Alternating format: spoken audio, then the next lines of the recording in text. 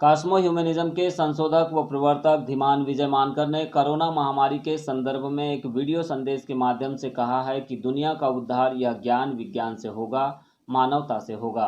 उन्होंने भारत के संदर्भ में प्रमुखता से अपने विचार रखते हुए बताया कि कोरोना की जिन परिस्थितियों का हम सामना कर रहे हैं, इसके पीछे सरकारों की अवैज्ञानिकता प्रमुख कारण है। देश में महामारी के गंभीर संक्रमण काल के बावजूद कुंभ मेले जैसे अवैज्ञानिक और काल्पनिक आयोजन हो रहे हैं, रैलियां हो रही है, जयंतियां हो रही है, उत्सव हो रहे हैं और धार्मिक मेले लगाए जा रहे हैं। मेरे लिहाज से केंद्र की सरकार और राज्यों की सरकारों का यह निर्णय पूरी तरह सही नहीं है, क्योंकि जो मेडिकल इकोमेपिक है, जो वायरोलॉजी इकोमेपिक प्रोजेक्शन है, उसके अनुसार यह कहा गया था कि 1 साल बाद जब कोरोना की दूसरी लहर आएगी तो वह ज़्यादा खतरनाक होगी। इसके बावजूद सरकार ने देश में कोई कदम नहीं उठाए। हमारी सरकार धार्मिक उत्सव और कार्यक्रमों में व्यस्त रही। ये जो तमाम अवैज्ञानिक चीज़ें हैं, उसकी वजह से ही भारत में कोरोना की समस्या बढ़ रही है। उन्होंने यह भी कहा है कि सरकार को समय रहते 1 करोड़ वैक्सीनेशन का लक्ष्य प्रतिदिन पूरा करना चाहिए था। मेडिकल ऑक्सीजन की व्यवस्था करनी चाहिए थी। रेमडेसिविर, मेरीफेनम और फेविफ्लू, टेबीफ्लू जैसे एंटीवायरल मेडिसिन का प्रोडक्शन बढ़ाया जाना चाहिए था। ये तमाम चीज़ें न होने की वजह से criminal medical neglect on part of the state, यानी कि भारत सरकार और राज्य सरकारों के पार्ट में यह क्रिमिनल मेडिकल निगलेक्ट है, जिसकी वजह से आज हजारों हजार लोगों की जानें जा रही है, लाखों लोग हताहत हो रहे हैं। ऐसे समय में भी केंद्र और राज्य की सरकारें वैज्ञानिक दृष्टिकोण से रोकथाम के लिए प्रयास न करें और भारत के लोग इसके ऊपर वैज्ञानिक निर्णय ना लें तो यह ज़्यादा क्रिटिकल हो सकता है। मैं कॉस्मो ह्यूमनिज्म के संशोधन के बाद 2017 से पर्टिकुलरली ये बात कहते आया हूँ कि दुनिया का उद्धार ये विज्ञान से होगा, ये ज्ञान विज्ञान से होगा, मानवता से होगा। आज भारत में और दुनिया में, और पर्टिकुलरली भारत की बात यदि मैं कहूँ तो कोरोना से जो परिस्थिति देख रहे हैं कि आज 2,60,000 जो है वो केसेस आ रही है, 1,500 लोग मर रहे हैं डेली और कई अनरिपोर्टेड केसेस है।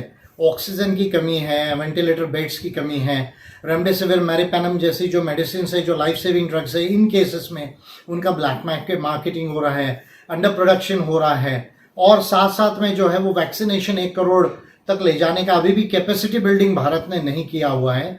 और इस मद्देनज़र में ये तमाम चीज़ें होने के बावजूद जो है कुंभ मेले जैसे जो है वो अवैज्ञानिक और काल्पनिक जो है वो आयोजन हो रहे हैं, जयंतियाँ हो रही है, उत्सव हो रहे हैं, धार्मिक मेले हो रहे हैं।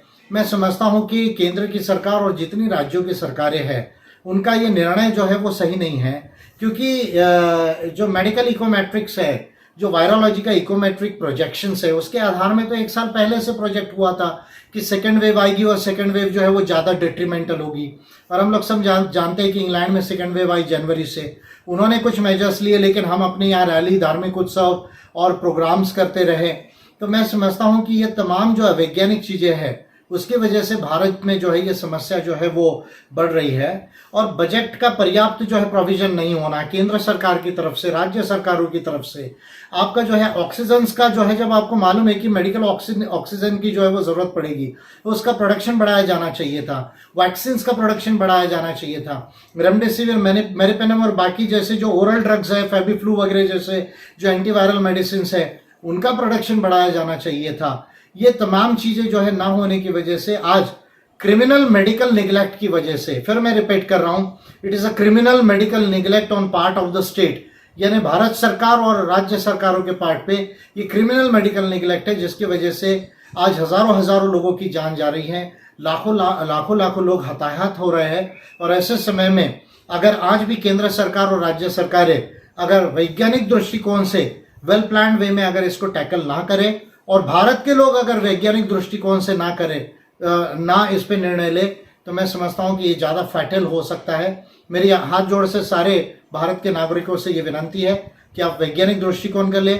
छोटी छोटी मेडिकल अंडरस्टैंडिंग को बिल्डअप करें, कोरोना का जो है वो समय ना दे, जल्दी टेस्टिंग करे, जल्दी मेडिसिन ले और मास्क को कृपया ना छोड़े, क्योंकि अब तो लैंडसेट जो है वो कह रहा है कि भाई एयरबोर्न हो सकता है। ये बात जो है वो मैं पब्लिकली तो नहीं पर प्राइवेट में कई जगह कहते आए कि भाई ये एयरबोर्न हो सकता है। आपके 100-150 फीट के विसिनिटी में कोई कोरोना पेशेंट है, उसको मास्क नहीं है, उसने चीख दिया, खांस दिया और आप उसमें गुजर रहे हैं और आपको भी मास्क नहीं है, तो ये आपको हो सकता है।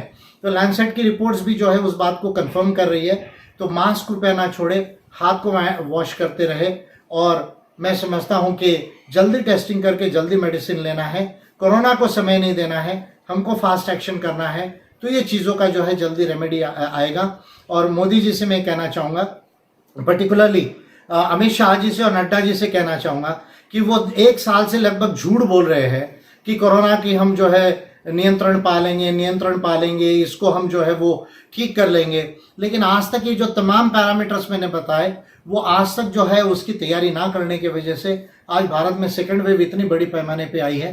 तो झूठ बोलना बंद करे, वैज्ञानिक दृष्टिकोण को लेके मानवतावादी निर्णय करे, तो जो है इसका हम हल निकाल सकते हैं। यही मेरी विनंती है सभी से। धन्यवाद।